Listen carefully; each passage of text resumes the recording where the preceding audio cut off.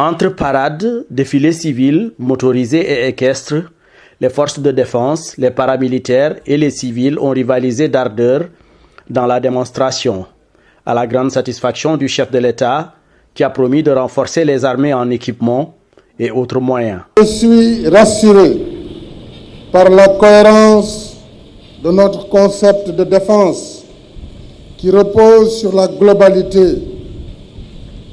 Il n'est pas que militaire, il implique la coopération entre les unités et les différentes composantes de nos forces de défense et de sécurité. Je voudrais enfin réitérer ici ma ferme volonté de poursuivre l'équipement et le relèvement du moral par la revalorisation de la condition militaire. Au total, je suis totalement satisfait de l'organisation et du déroulement du défilé qui révèle encore une fois la cohésion du peuple et la performance de notre outil de défense nationale. Le public venu nombreux et des autorités ont aussi salué le professionnalisme de nos troupes militaires et l'engagement de la population pour la réussite de cette cérémonie. Ça s'est très bien passé, impressionné par la montée en puissance de nos forces armées nationales. La présence de 3 présidents de la République. Ça montre le rayonnement de notre diplomatie et le travail apprécié sur le plan africain et sur le plan international par notre président de la République. C'est féerique, hein? Quand on regarde le défilé, on a un sentiment de fierté, on se sent à l'aise, on se sent en sécurité. Quand on voit ces hommes déterminés qui défilent, alors je me dis qu'on peut dormir tranquille, on est bien en sécurité. Et je suis d'accord avec le chef de l'État qui dit avec le contexte actuel, il va continuer à équiper notre armée. On a eu une semaine très pleine, une semaine de l'État, une semaine de la nation sénégalaise. Il faut s'en féliciter.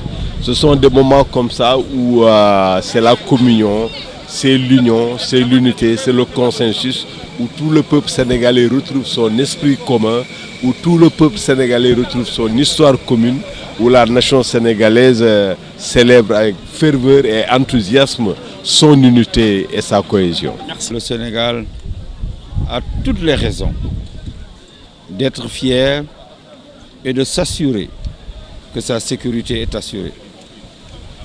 Nous sommes dans un environnement certes de paix, parce que c'est vers la paix qu'il faut tendre, mais nous sommes également dans un environnement assez difficile et particulier, avec les ressources pétrolières et gazières qui vont nous visiter sous peu. Et nous savons que dans cet environnement, il peut y avoir, à côté de la bénédiction, certains aspects de malédiction. Que j'ai toujours défendu la thèse, le concept selon lequel il fallait armer l'armée. Aujourd'hui, je sens que l'armée est en train d'être armée. Elle est en train d'être équipée. Elle a toujours été bien encadrée. On a toujours eu des officiers, des sous-officiers de bon niveau, de haut niveau même, n'est-ce pas? Maintenant, je crois que le Sénégal est potentiellement bien défendu. Maintenant, il reste des choses. Évidemment, ça viendra avec le temps. Le président l'a un peu dit dans son discours de fin. Je crois qu'il nous faut un effort dans la couverture aérienne. Et je souhaite qu'on renforce tout ce qui concerne les forces spéciales dans tous les compartiments. Voilà. Ce 4 avril, marquant le 59e anniversaire de l'accession du Sénégal à la souveraineté internationale, a été aussi un grand moment de communion, rehaussé par la présence de 3 chefs d'État africains.